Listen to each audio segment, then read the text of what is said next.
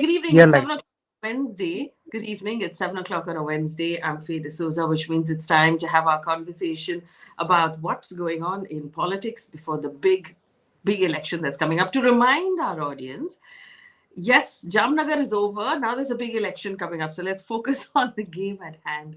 That's coming up. To remind and let's see who today we're going to discuss the BJP's game plan, because the BJP has released its first list of candidates for the Lok Sabha elections. It includes the Prime Minister, the Home Minister, but some other interesting names being let in, very interesting names being left out.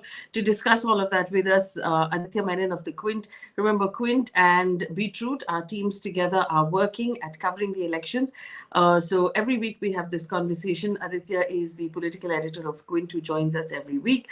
Joining Aditya and me, we have Mr. Javed Ansari, who's a senior journalist who I respect a great deal, and I'm so glad he's able to have the time to join us. And Manish Anand, who's a senior journalist and an analyst of politics as well. Manish, welcome to this conversation. To give our audience just a quick breakdown of what we have so far. Now, remember, the BJP contested 453 seats in the last election out of a total of 543. Now, considering that it has no allies at this point in Tamil Nadu and Punjab, those alliances have broken, it will largely contest even more seats. Now, out of the 195 that have been announced, 28 women, so that's not a great track record, 27 scheduled caste, 57 OBC, 18 scheduled tribe. Now, the seats that have been announced previously, 152 seats BJP had already won in, but they've only repeated about 108 of those candidates. They've changed 44 of those candidates. Out of the 199, 43 seats they had lost last time, and they've changed almost all of them. 37 have been replaced. Interestingly, Jyotiraditya Scindia, Shivraj Singh Chauhan have been moved to Lok Sabha to contest. Those are new names. The Prime Minister contesting from Varanasi. Some of the interesting things that I found, Anil Antony will contest from Pattanamthitta in Kerala. He is the son of A.K. Antony, who is a Congress strongman. Also, Ajay Mishratheni, whose son ran over farmers, will contest in the Kiri seat. He's been given that seat again. Being left out, Meenakshi Lekhi, Dr. Harshvardhan, Ramesh Biduri, Pragya Thakur. So we'll come to all of those conversations. But first, I just want opening notes from each of our panelists. Mr. Ansari, I'll give you the first word. What I must concede and I must accept about the BJP is that even though every single analyst is saying that this election is a given, that they are 100% going to win this election, and I think the opposition's body language shows this more than anything else, the BJP is still making sure it leaves no stone unturned. Every candidate is being picked for winnability. The Prime Minister's focus on South India is unfailing. So really, an election winning machine that is not stopping. Mr. Ansari? Mr. Ansari, you're on mute. I'll have my colleague Shubhankar just unmute you. There, yeah. Yes. So as far as preparations and optics go, the BJP is miles ahead of the opposition. It is the party in power, yet it is showing the kind of hunger and opposition that the hunger and desperation that the opposition ought to have been showing. So that itself tells you the kind of story. India Alliance, if it exists and where it exists, is seriously adrift. There is not much. Look at what Mamata Banerjee is doing. Look at what, there are any number of loose ends which need to be tied up. Maharashtra was, they found an MB, Mahavikas Agadi, several years ago. Yet they haven't yet been able to come to a seat sharing arrangement. So I don't know, perhaps they're waiting for the ballots to be, for the elections to begin before tying up, or for the elections to conclude before they tie up. I don't know what they're waiting for. But as far as this, a lot of people say that these 190 seats is a master stroke. It normally would have given them a head start, but look at the kind of false starts that they've also had. In Asansol, they put up a guy, they had put up somebody who used to make semi-porn films. Then they got a backlash from the women there, and they've had to have beat a hasty retreat. Nitin Mm. Gadkari's name is prominent amongst those missing. Harshvardhan, people expected because I mean he was made the fall guy for the COVID fiasco, COVID two, and so. But yes, Bitul, what happens to Bhushan Saran Singh? Those are answers. Taney has been renominated, although his son in broad daylight plowed over, drove his jeep over dozens of poor Sikh farmers. So, what happens? There are many questions that need to be asked. Yes, the PM has sought to try and make amends by dropping Pragya Thakur, but I believe whatever damage had to be done is already done. She is the first terror accused in the world to be made an MP, member of parliament. If you scan even in a neighboring country, it doesn't happen. So I mean that's how low the bar was set as far as these issues are concerned. But nonetheless, the BJP seems seems to have to be miles ahead of their opponents. And I don't know that even when the elections start, whether all this whether the seat arrangements amongst the opposition parties will have been put in place or not. Mm. Manish, Anand, I mean, there's been one analyst who said that the fact that Ramesh Biduri, I'll remind our audience, is the person who used really bad language against Danish Ali inside of Parliament. Pragya Thakur, actually praised Godse against Gandhi, among other things that she had said. That there is a sign here that the Prime Minister or the BJP is not tolerating hate speech. Is that something you're reading into this list as well, or is it just about winnability and keeping a clean track record? I think a mix of that. Indeed, the kind of things that Ramesh Vidodi did in the Lok Sabha, and the Lok Sabha speaker did not act or punish him for the kind of slurs that he rained on Danish Ali. That was very widely commented upon, and a lot of negative commentaries came on the Modi government and the way the parliament functioned. So that was expected that he would go. By the way, in his constituency, he had already a rival there. So he also is a long-standing politician. So in the case of Pragya Thakur, she was functioning like an autonomous body within the BJP, going on with her own narrative and statements, Mm. unmindful of the kind of guidance that she was provided. In fact, I can tell you when she was fielded in the Lok Sabha elections, she was basically tutored to speak in a certain manner. But you cannot guide a person 24/7. So she gave a lot of blusses to the Modi government and the BJP by her rabid statements, which were unacceptable and against the narrative of the Modi government. But speaking about the candidates, Javed Saab has said that desperation is missing in the opposition camp. But I would say that even within the BJP, there is a desperation that to somehow meet the kind of bar that Modi has raised by saying that the BJP would 370 Lok Sabha seats. That's a huge number because BJP had won 303 Lok Sabha seats in the 2019, and that was the peak of the BJP performance. In the northern belt, in the BJP's top, they had given almost 100% result. So to go to 370 level, you need some sort of miracles, some sort of new arrangements which can give you that sort of numbers, and that is reflected in Uttar Pradesh.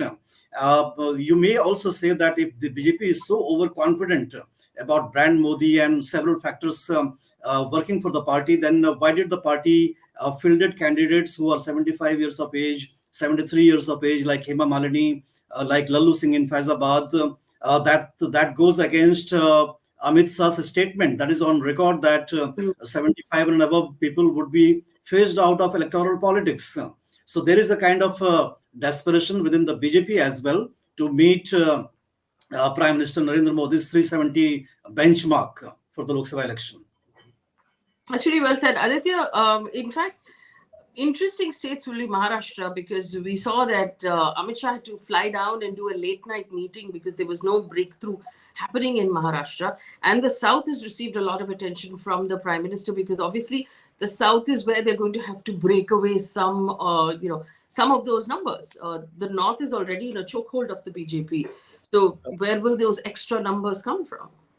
I think what I found interesting in the first list is of course, barring a lot of states where BJP had already won last time, they focused a great deal of attention on Telangana and Kerala, two states where they are really trying to break new ground. Telangana, in particular, it's an interesting mix of old BJP hands like Bandi Sanjay and Krishna Reddy. On the other hand, they have BB Patil, who has come in from the BRS. They have Itala Rajendra, again contesting an important seat. So BJP, I think, is really trying to squeeze out the BRS in Telangana and sort of emerge as the natural opposition to the Congress in that state and turn that state also into a two-way battle. So, very interesting choices in Kerala as well. Anil Antony, you mentioned in the beginning, and the real battle to watch out for will be Thiruvananthapuram, Rajiv Chandrasekhar versus Shashi Tharoor, and whoever the CPM fields over there. Rajiv Chandrasekhar has been Rajya Sabha, right, up till now. Yes, he has been Rajya Sabha. He's not really been a Kerala politician. He's been much more active in Bangalore and Karnataka politics. So he's now really being thrown into the deep end of the pool as a politician. And the BJP has always had this eye on Trivandrum. We had O. Rajagopal put up an excellent fight in 2014.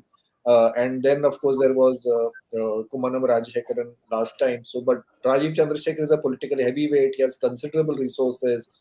Resources that very few candidates in Kerala have.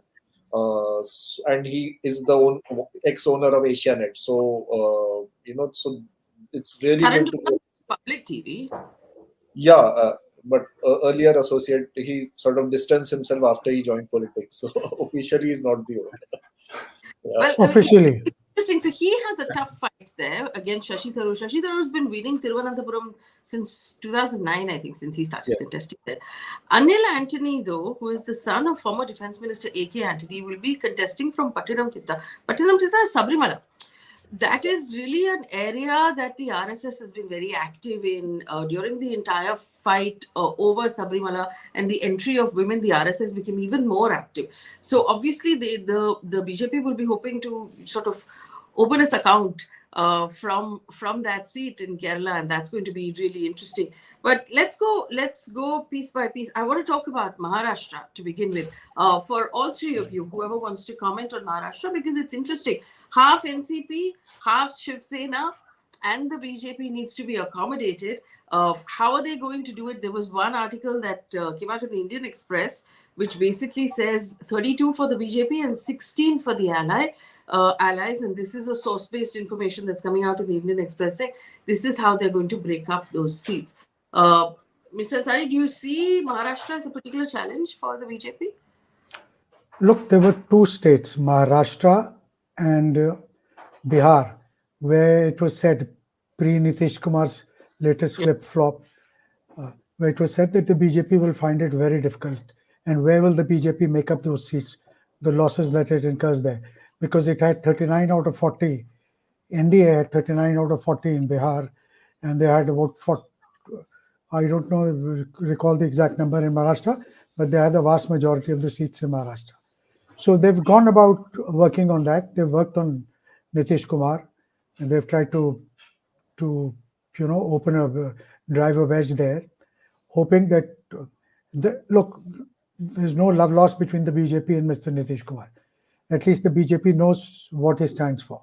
But this is they have to win this election, and therefore they've got him on their side.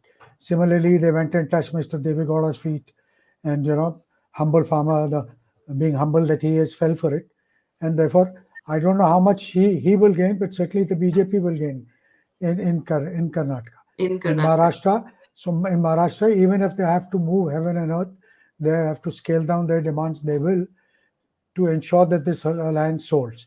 Even then, there is no guarantee.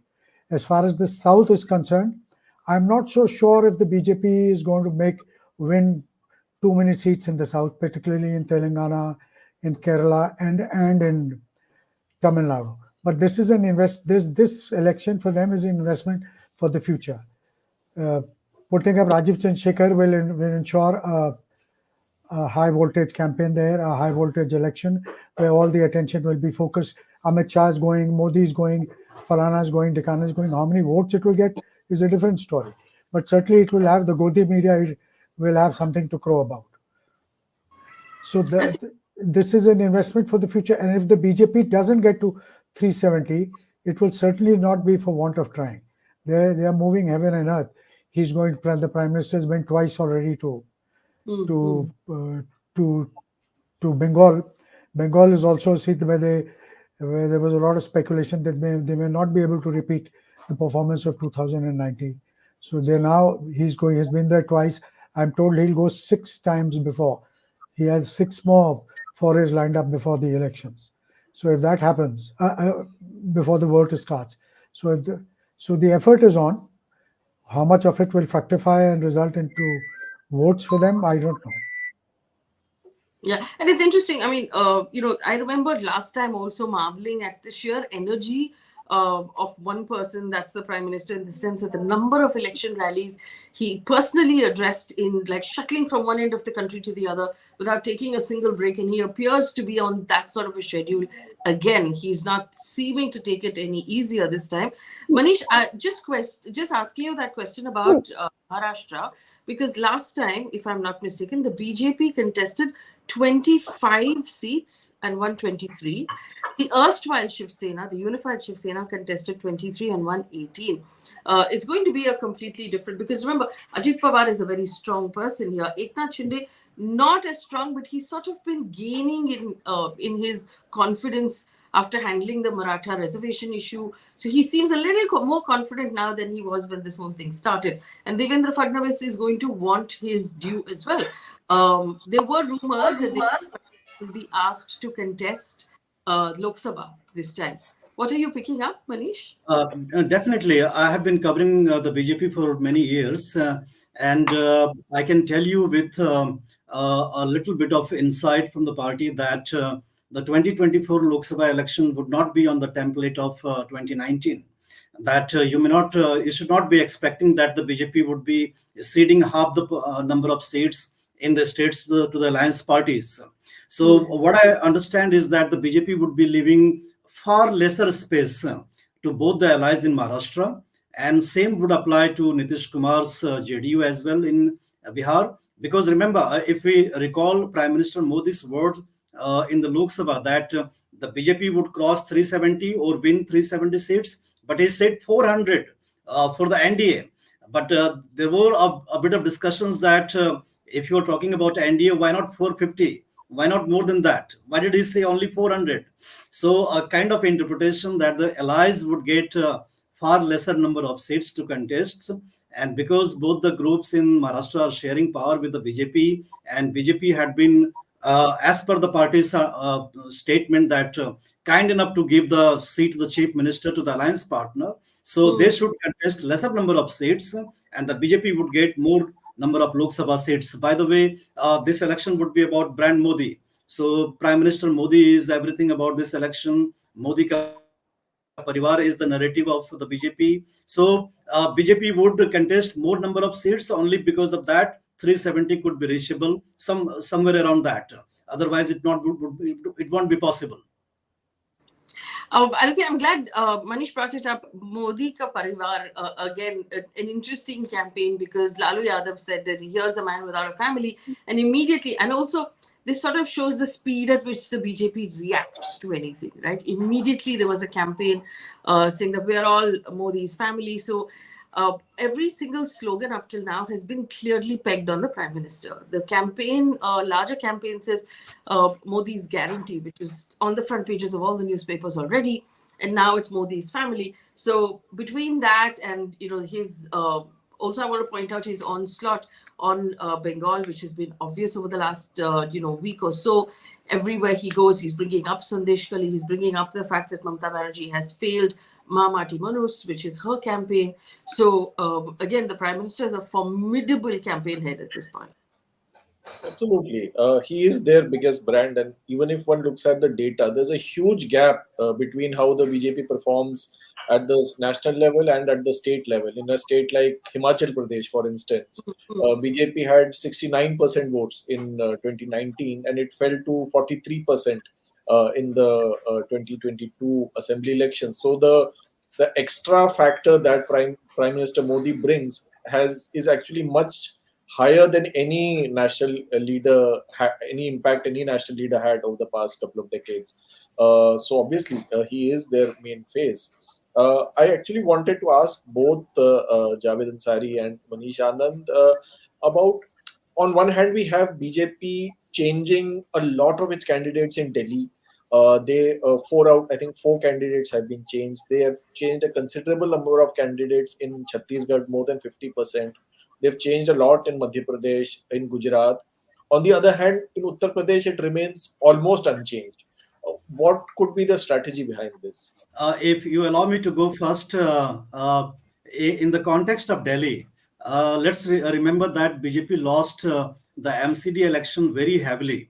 The BJP lost the municipal election to the Aam Aadmi Party, and because the BJP doesn't have too many MLAs in Delhi, the onus fell on the MPs. So the MPs were made the fall guys in the loss of the MCD. So they had to share the onus. That is why these MPs were dropped. Secondly, Aam Aadmi Party in Delhi is very formidable, and now that the alliance is there with the Congress, so we expect that the transfer of the votes may take place in Delhi. So in that context, Delhi could be a tough territory for the BJP. It may not be a cakewalk like 2019. But in UP, as you said, that BSP, look at BSP. BSP is struggling to, counter the claims that it is the B team of the BJP. So Mayawati has to make, a statement in Rajasthan during assembly elections that she will take action against Ashok Gehlot for calling her as the BJP's B team.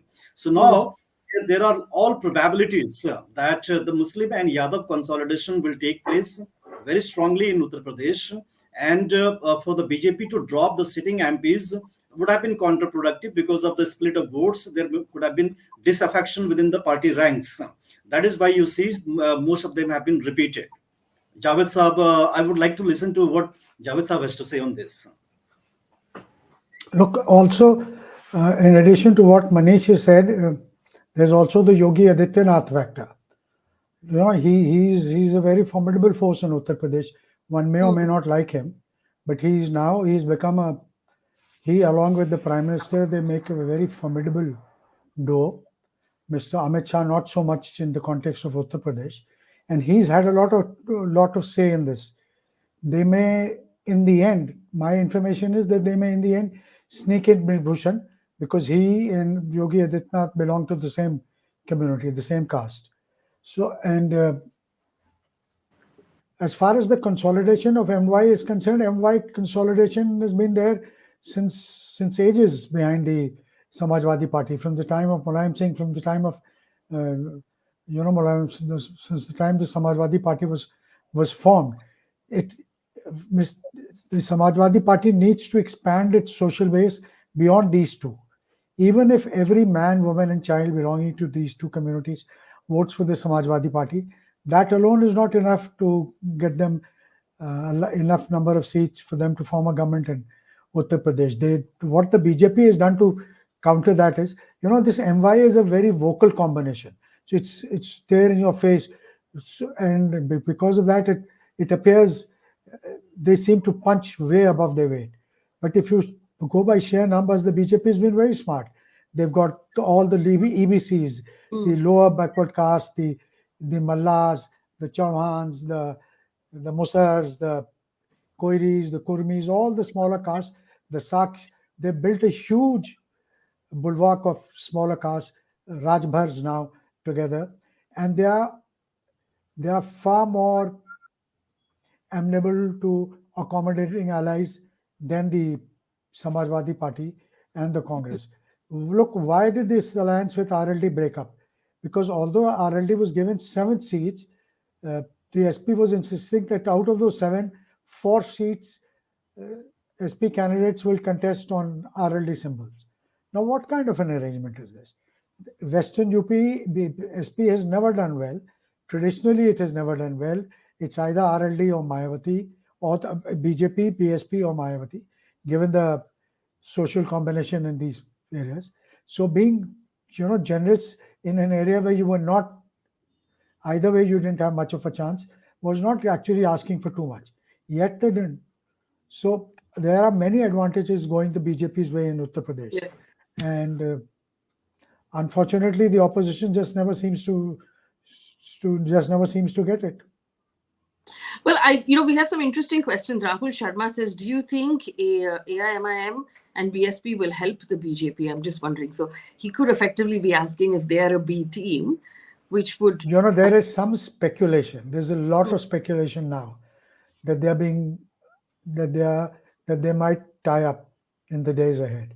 And this, people say, if they tie up, then this will cut into the SP Congress vote bank. And that's why they are being pushed in the direction, or they are being encouraged to tie up by, But tie up with whom, Mr. Ansari? Who could the AIMIM... AIMM and Yes. BSP, if they tie up in UP, that will cut into the SP Congress votes. And who does it end up helping in the end? Yeah. Manish? Indeed, Javed Sahab is right. The way AIMM contested the Bihar election in the assembly, so that we have seen. So this party has, by the way, if you put up a lot of candidates from the minority community, and even if they are able to get 10,000 votes, 20,000 votes, even if they lose their security deposits, but they may end up harming the opposition candidates, the non-BJP candidates. So that is what the AIM Owaisi's party and the BSP would be doing. So BSP, I believe they haven't. They are right now assessing their potential candidates. They would be coming out with candidates very soon. You may see that BSP may field a large number of Muslim candidates in Uttar Pradesh. So that would particularly in UP. Particularly yes, in UP. These are all money. These are all resourceful people. So not only they use their resources to get votes from their community, and it also helps Mayawati, because we know how tickets are distributed in the BSP. Indeed. So the same experience that we have been seeing in 2014, 2017, 2022, that's repeating uninterrupted.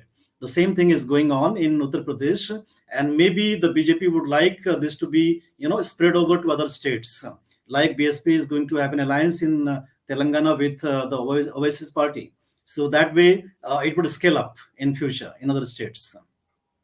Well, we also have Nitin Kumar, who says, what about Chandigarh? Who will be the candidate for BJP? I don't think they've announced a candidate for Chandigarh yet. Aditya, have Not they? yet. Not yet. Yeah. I think Chandigarh, Punjab, Chandigarh, I think that's a little trickier for the BJP. They probably take their time on these areas. Yeah. And besides, Karan Kher is unwell as well. No? Yeah. There are speculation of a possible alliance in Odisha with BJD as well, Aditya. Yeah, in fact, I was very curious about that because how will that work? Because BJD is the ruling party and BJP is the main opposition. So is it that BJP will practically leave the state to Naveen and Naveen leaves the Lok Sabha seats to BJP?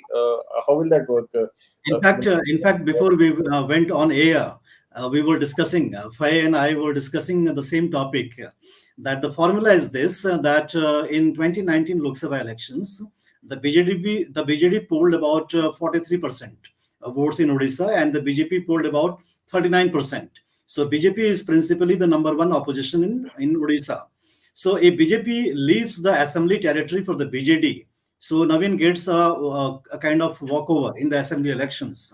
And in barter, as a barter, Naveen Patnaik has to give more number of Lok Sabha seats to the BJP. So the formula that is doing the rounds in the media circle is that BJP will contest about 14 Lok Sabha seats and rest would go to the BJD. Interesting question we have about East Tripura as well. And this question comes from Samar, who says the BJP didn't announce a candidate for East Tripura. What could be the reason? Just focusing on Tripura, though, Union Minister for Social Empowerment and Justice, Pratima Baumik, found herself dropped on the list of candidates, and the BJP has named, former Rajya Sabha MP Biplab Deb as West Tripura instead of her, but East Tripura, we've not had an announcement so far. Manish, any ideas why? This we have seen that those who had been Lok Sabha MPs previously and those who contested the assembly elections later on, so they have been dropped from the list on the first list of the BJP. This has been seen in Rajasthan, Madhya Pradesh, Chhattisgarh also, and that would be possibly doing the rounds. Biplab Dev anyway has to be taken out of Tripura local politics because the BJP faction is faction ridden. Is the party is quite faction ridden in Tripura, and Biplab Dev is a factor which can cause discomfort to the incumbent chief minister. So he has to be removed from the local politics, and possibly because of that, he has to contest the Lok Sabha elections. Specific details I'm not aware of. Aditya may be knowing more. So I think Tripura East, most probably BJP is in conversation with Tripura Motha, led by Pradyot Manikya Dev Burman. I think it's also a tribal reserved seat, probably. And there was a agreement between the center and Tripura Motha. So it's possible that Tripura Motha would align with the BJP at the state level, and also have an adjustment with at the national level. So probably that seat is being left for either Tripura Motha or a BJP candidate backed by Tripura Motha. You know, the other person I forgot to mention up front at the beginning of the show, double snub Vasundhara Raje.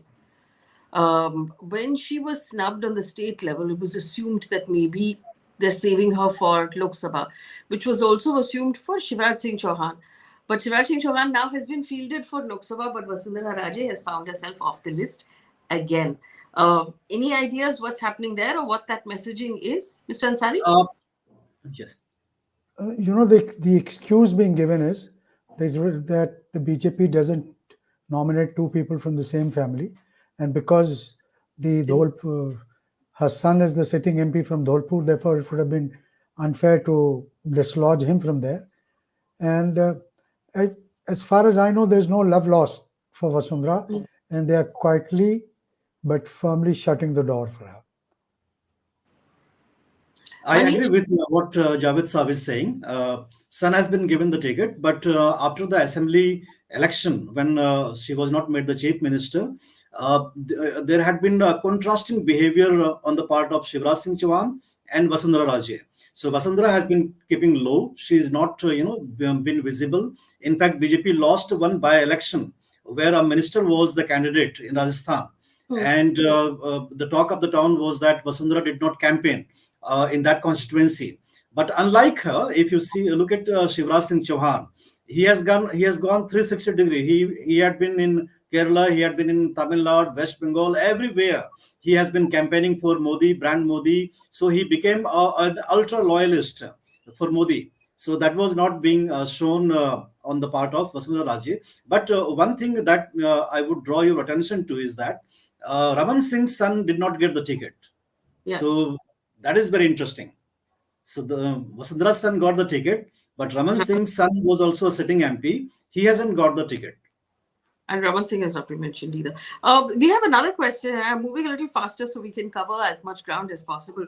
We have a question from Rahul Kumar who says, how many seats is the BJP able to get from Tamil Nadu or likely to get from Tamil Nadu?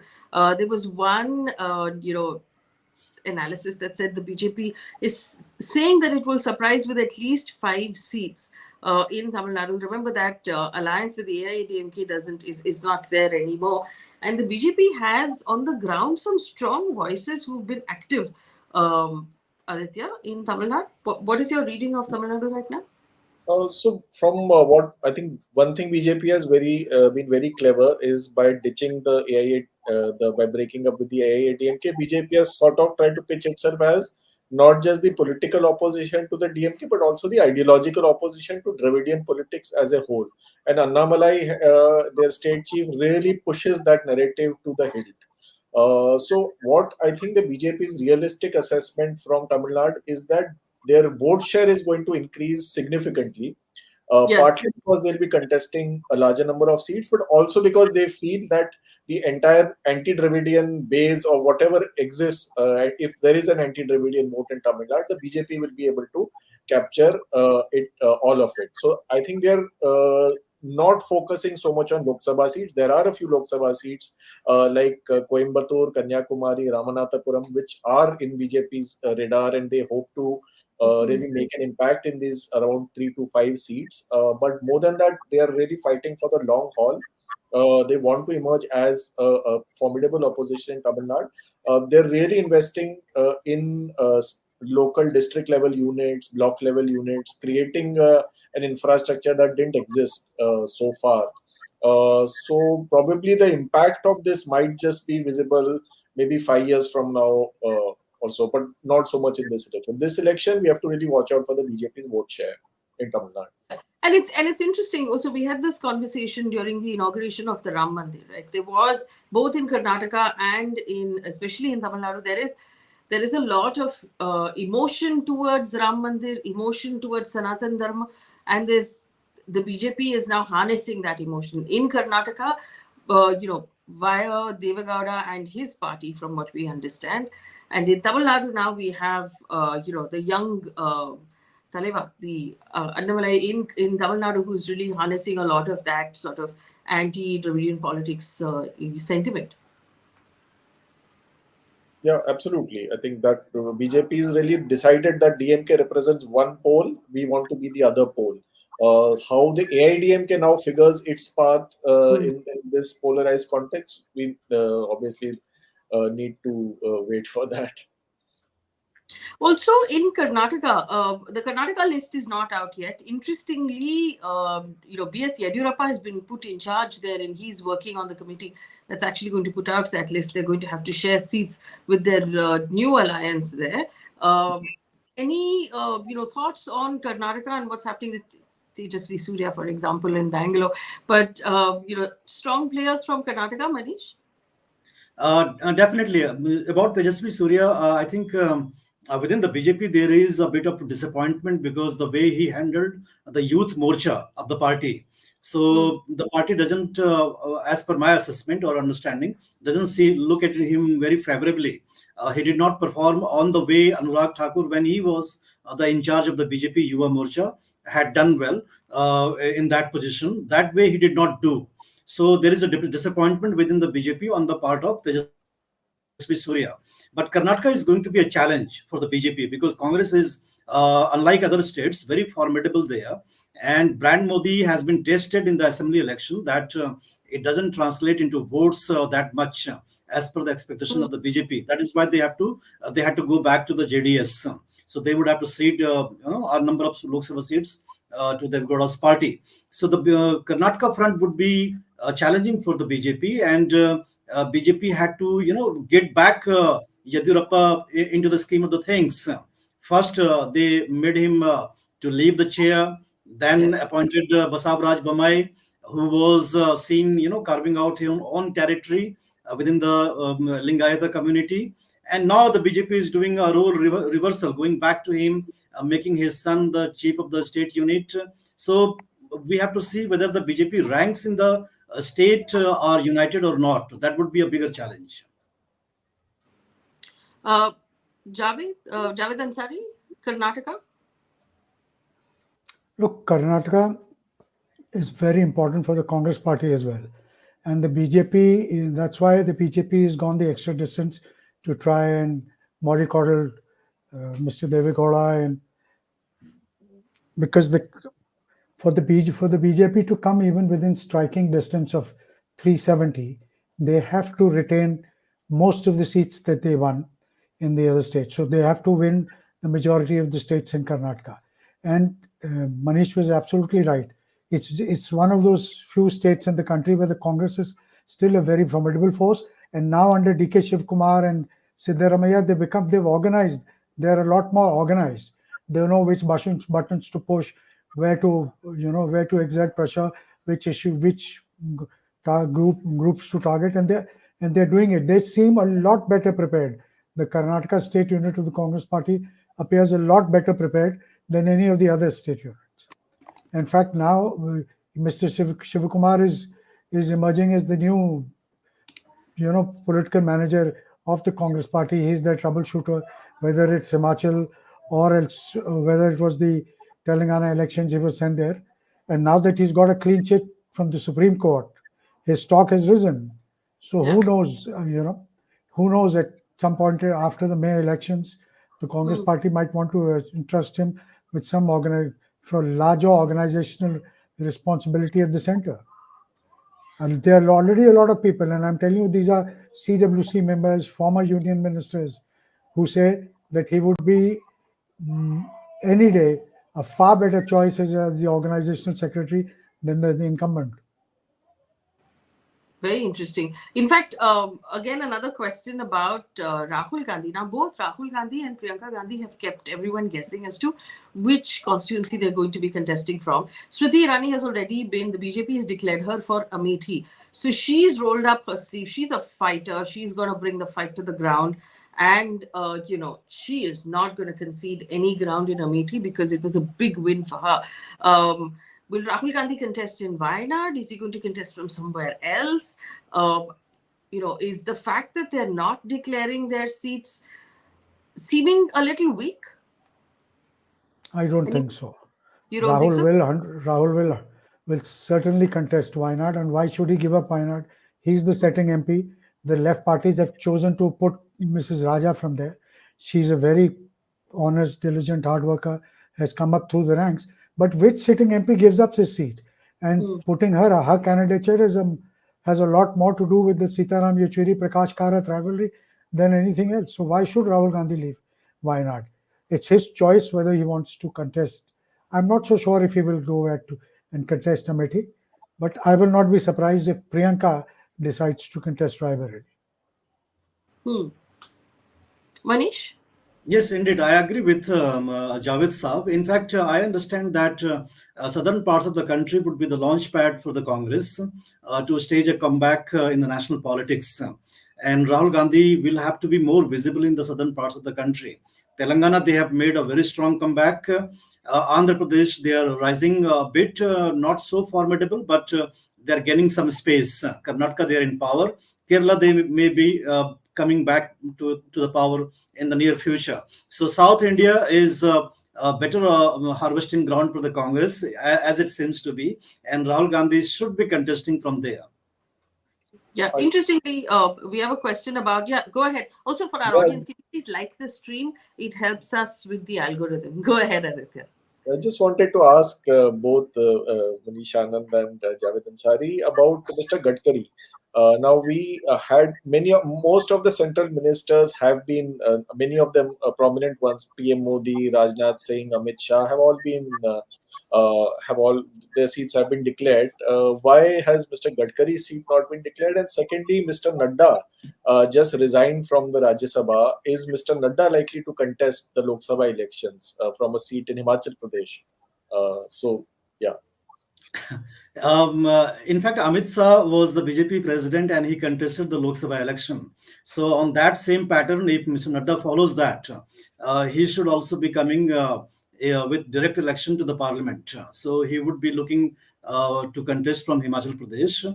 That is a probability. Nitin Gadkari, definitely it is giving fodder to a lot of speculations because everybody knows that he is the most autonomous of the ministers in the Modi government. So why he has not been named? Ideally, he should have been. And Uddhav Thackeray has also taken pot shot at the BJP for this reason. But I don't think BJP would be dropping him. He is too powerful and he has too strong connections with the RSS in Nagpur.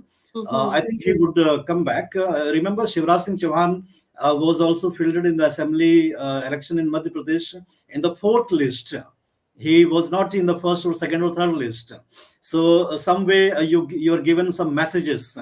Look, you may think you are too important, but for the party, there are some more priorities. And also people don't say it, but I can say it. In Mumbai, at least among the business community, Nitin Gadkari is very popular. If in that odd conversation that does happen as to what is the alternative to the Prime Minister Modi, the answer invariably tends to be Nitin Gadkari. Look at him; he's done so well. He tends to be, a friendly person to work with. He's, like you said, autonomous, and he's also very result-oriented. Manish, could that have hurt him? Definitely, but all these things are known to Mr. Gadkari. He knows all these things, and within the Modi government ecosystem, the way the PMO functions and the ministers, they are widely spoken that they take instructions from the PMO and they work on instructions given by the PMO.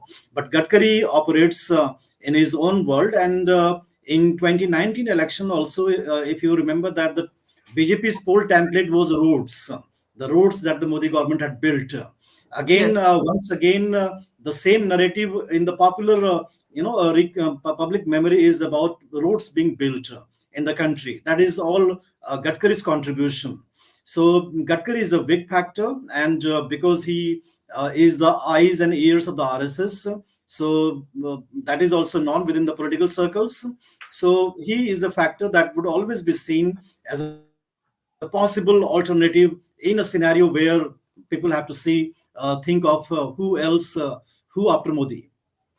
Faye, and in addition to the fact that he is very popular amongst the rich and the famous in Mumbai, he's also very popular across the country.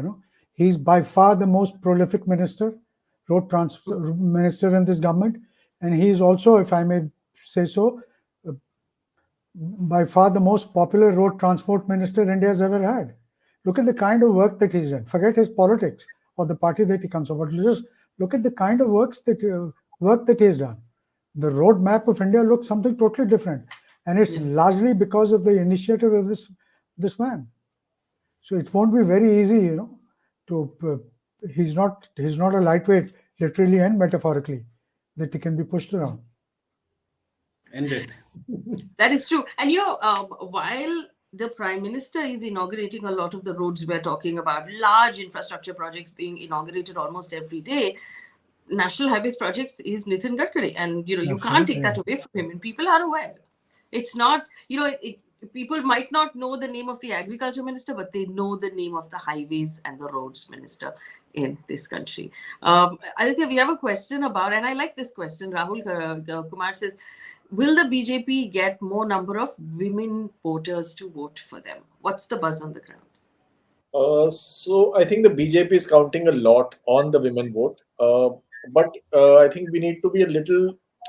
I think we need to talk data when it comes to the women vote. Now, obviously, if a large number of men and women are both voting for the BJP compared to the last election, if their vote share overall rises, obviously our vote share among women also rises. I think that when the women vote becomes crucial is when there is a huge gap between the way men are voting and the way women are voting. Now that we saw in the UP election in favor of the BJP, in the Bihar election in favor of Nitish Kumar, in the Bengal election in favor of Mamta Banerjee. So in different states, this women vote sort of works differently. But one pattern one has noticed, with the exception of Himachal and Karnataka, is that women voters mostly vote for the incumbent government. This factor, because a lot of tangible schemes aimed at women are being given by the various state and central governments. So what surveys have observed about the woman factor in voting is that women voters prefer tangible benefits as opposed to promises that are made. Also, slightly less prone to voting based on identity factors. I know that's what surveys say. I'm just putting it out there as far as so it's not a very clear answer, but yeah, if overall vote share is increasing, most probably it might increase among women also. Also, we must see last 2 days, as many as 3 opposition governments have announced a direct benefit scheme aimed at women. We had it in Delhi, in Himachal Pradesh, and in Karnataka. So it's clear that the opposition is also leveraging this vote. They have also realized the importance of this section. Manish, Faye, can I say, do I have your permission to leave? I have another program. Yes, Mr. Ansari. Thank you so much for joining us, though. It's been a My pleasure. Bye, Aditya. Bye, Manish. Thank you, sir. Thanks. So, Faye, Modi government will like the women voters to come overwhelmingly in favor of the party because of the women reservation bill also. So that was, enacted by Parliament. So the BJP would be hoping for that. But there are a few issues. In the last 5 years, if you look at the data, economic data, the rural economy, if you look at the income of the people hasn't gone up. It is already, it is in fact negative. It is negative 0.5% growth in the rural income of the people. So we have to see how do the urban voters vote and how do the rural voters vote in the elections. The last GDP number that we saw, again, agriculture was a dampener. So we did not have, a rosy picture in on the front of agriculture. So somehow the rural economy is not doing great as being projected by the incumbent government. So I hope, I believe rather that the rural voters may have some different choices and their issues may be a bit different, and that is why the BJP is spotlighting so much on the polarizing issues like Ram Mandir construction or the Gyan Vapi or different issues which which influence the people to vote on the basis of identities. So there are some challenges that the Modi government will have to face on the economic front.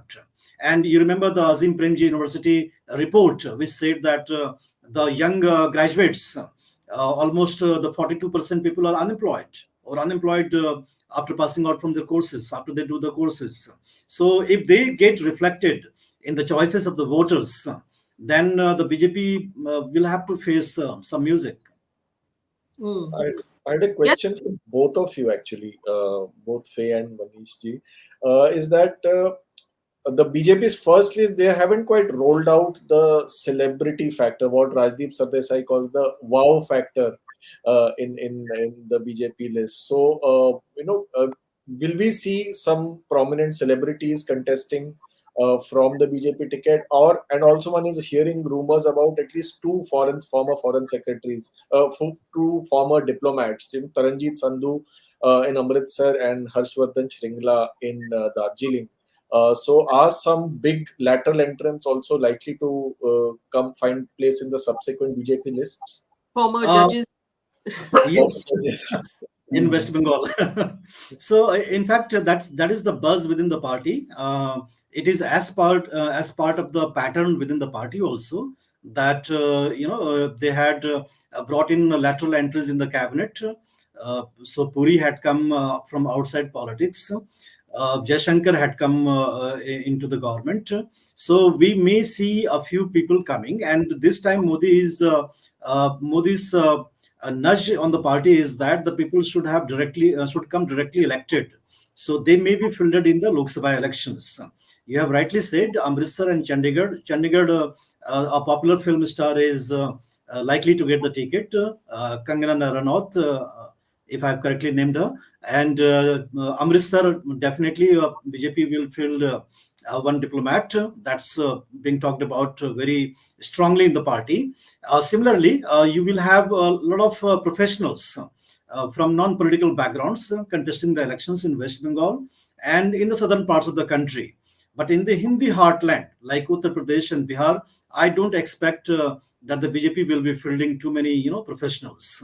So BJP will bank on the traditional political background people in these Hindi heartland states. I have one last question, and I'll quickly take this one as well. Rahul Sharma says, parties' POV on LGBTQ rights. And this is also, research extrapolated across India tells us that in any random collection of human beings, there should be 7% members of the LGBTQI community, most of whom might not be open about the fact that that's who they are. But they vote secretly. So on one hand, we had a disappointment in the Supreme Court about marriage equality for the LGBTQI community, but a lot of positive changes for the trans community in terms of jobs, in terms of, workspaces becoming more acceptable to them, things like that. Do we expect that this will matter in the election? Either of you who wants to answer that question. Aditya?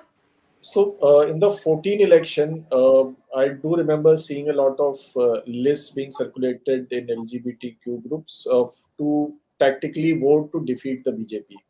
because at that time it was felt that the BJP is ideologically opposed to any kind of concessions to the LGBTQ community. But however, since then the BJP has considerably diluted its position.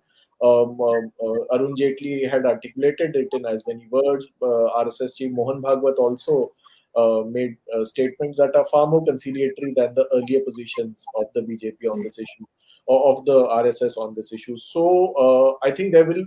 It's when the differentiation between BJP and non-BJP isn't very high. Maybe this vote might not prove to be as sharp as it used to be earlier. Indeed.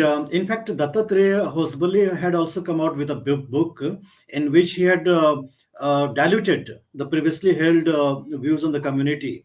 So there is a kind of course correction within the Saffron camp about this community, and but this community doesn't have that sort of vocal political kind of vote base.